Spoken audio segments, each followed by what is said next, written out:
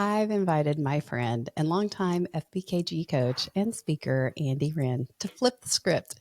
She's going to ask me some questions about our fall 2025 cohort, what it is, who it's for, and how this experience is helping professionals like you grow your voice, build your confidence, and find real community. So, whether we're talking about the FBKG community or you just want a behind the scenes of what we're building, we're glad you're here. Thanks for joining me today, Andi. I'm glad to be here. One of my favorite things is to ask questions. So this is great. So I want to start from the top. What made you decide to build a community in the first place? Yeah, no, it's a great question. When we first launched FBKG, the demand from other speakers who wanted to be a part of something was great. We actually went in the first year from 4 to 32. And honestly, Andi, I didn't know what to do with everybody. I was like, oh my gosh, this is amazing. What the heck do I do with it all? And so that was when last year we decided to jump in and say, let's find a shared space. And so let me back up just a half step on that and say the why. I think it's really important to understand why and where the values come from in this is I am a big believer in, as I've mentioned before, in that blue ocean concept, in this idea of community that we can helping each other, we grow better together than alone. So with that in place, I had attended a speaker coaching back in January. And there was this moment that I looked at the person on my right, who was a comedian, and the person on my left, who was an FBI negotiator, and the person in front of me was an airline pilot. And I was like, wait, if I hand them my speech, I'm not going to get the feedback that I'm really looking for. They're great and they're awesome people, but I really wanted like more like-minded individuals that came from my space that I was with. And that was kind of the inspiration for the community because I came back and thought, let's do this together. And so that's really where it comes from is that I liken it quite honestly to an artist community where everybody's working together, but they're each creating their own individual art and their creations are beautiful and unique all at the same time, but it's better because they're doing it together than they're doing it alone. Well, I'd love to hear a little bit more about what you were seeing in the financial space that made this feel so important. Oh, yeah. Well, both in the financial space and the academic space, which I come from both worlds, there felt like a lot of, I call it lobsters in a bucket, where we just spend a lot of time competing with each other or, hey, this person got this. How do I overcome that? And that has never been my style. I want to really hone in on congeniality. How can we work together? And so it really came a place where I thought, instead of doing it all by ourselves, trying to be competition with each other, what would it look like to open this shared space? And share ideas, right? Because you have things. In fact, Andi, I'm going to look right at you. You've done things that I never knew about. You talk about Zoom and you add dimensions to it that I didn't even know were capable. And that's been that way with every single person that I've connected with inside the community. There's something they offer in return. So it's less of the community is not a teaching platform where you come and there's some holy grail teacher teaching those students. It's really a collaborative networking space that there are ideas that we're sharing amongst each other, and no one's the smartest person in the room. That's the amazing part is there's a bunch of really smart, intelligent people who know their business and they're sharing it in a shared space. Yeah, everybody brings something to the table, which is awesome. So what kind of transformation have you seen in the members who've gone through the program or joined the community? Yeah, it's been incredible because I have seen and even read. I think that's where when I see the comments come back and people are like, oh, this is definitely worth the price of admission. I have advanced so much personally and professionally just from learning from each other. Or there's aha moments multiple times, whether in-person meetings or even in online chats and discussions. There have been so many, oh, I could do this better, right? We all have the ability to improve. And then someone will share, I think often of Erica Wasserman, who shared an app and a tool she had been using for a long time to capture referrals. And all of us had that aha moment of, oh, heck yeah, I should be using that. And so that's one quick example of just how many improvements and just changes. And those are small things, but those added up over time really bring a different speaker to the stage or bring a bit different performer to the podcast. It really helps everybody and grow your influence, right? You're not only gaining information, but you're also growing and networking with friends and colleagues that you wouldn't have access to or a shared space with necessarily, but in this under the same umbrella. I want to hear how people can join the community. Oh, well, let's definitely talk about that. So we have 2 cohorts that happen, one in the fall and one in the spring every year. And we call them cohorts because we want you to get to know each other and work through. But the cool part about the cohort is we bring in experts like Andi. And then there's a half a dozen others that come through and do some amazing transformational work. We have people that are teaching how to improve your presentation. We also talk about ethics in public speaking, as well as creating visioning sessions and even video. So it's got a bit of a mix of all kinds of things that are helpful to take you to the next level. And it runs for 6 months. And then you transition into the fuller community where there you're getting our value add monthly webinars that we do every month with an outside expert or sometimes even internal expert of some real value add on personal branding. We've had experts in TED Talks of what it means to get on those types of stages, everything, even bookkeeping, what it means to be an entrepreneur. So many of us are solopreneurs. And so it really gives the opportunity to help you grow and flourish, both as a professional and a speaker, a thought leader, but even just a business owner. Can you walk us through what members actually do during the cohort? What happens in that 6 months? You bet. And I'm going to turn the table back on you because you kick off the cohort. I do. It's so much fun. And then I'll pick up the rest of the speed. Well, we have advanced education presentations. And it's a really great group because you get to develop something new and present it and get feedback from all these great professionals in the group, which is, I think, very valuable. People are a little bit worried at first about giving each other feedback, but when they find out how much it helps them improve, I've seen some really, like you were talking about light bulb moments. I've seen some fantastic light bulb moments about how people can get their audiences engaged without a lot of effort. And when they're engaged, that helps your audience really take in the message you're trying to get across. So that's the first thing we have, right? They do 4 weeks or 4 sessions of that. And it's really great. And then we move into talking about some of the bigger term things, speaking coaching, presentation coaching. We also talk about video. Video is such a vital part of who you are and what you do in this area that it's a must-have.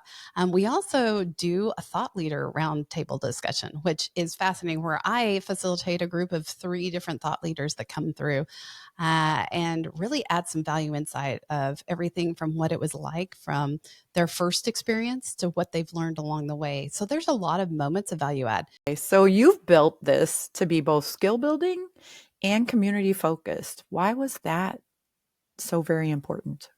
Yeah, because everyone's at a different stage. That was the important part that I started to see is there were very advanced speakers that had been on stages for 2 decades, while some are brand new to the stage and everything in between. And so it was really it grew out of itself of a need to be able to say, what have those advanced speakers learned that maybe I can add in, or vice versa? What am I doing to help me take it to the next level? And so the community really has been very applied, hands-on, very tactical, practice-oriented type information. But we also add in, our tagline at FBKG is where evidence meets experience. And so one of our mantras is really adding that research-based evidence into our speeches and making sure that it's not just, hey, I think this is a great idea, or someone else has done it this way for 50 years, but really what's the evidence background from it? So there was a need for that, as well as talking about some of the common pitfalls and even ethics in speaking. I think that's one of the things we're seeing in a day and age of AI, where anybody can write a speech, right? Anybody can write something, even write a book in this time, but really what sets you apart and how do you keep authentic and ethical to your own voice? Do you have to be a keynote speaker to join the community? Not at all. In fact, we'll talk about the different types. As I mentioned before, there is a big difference between a workshop, a keynote, a breakout, and a webinar.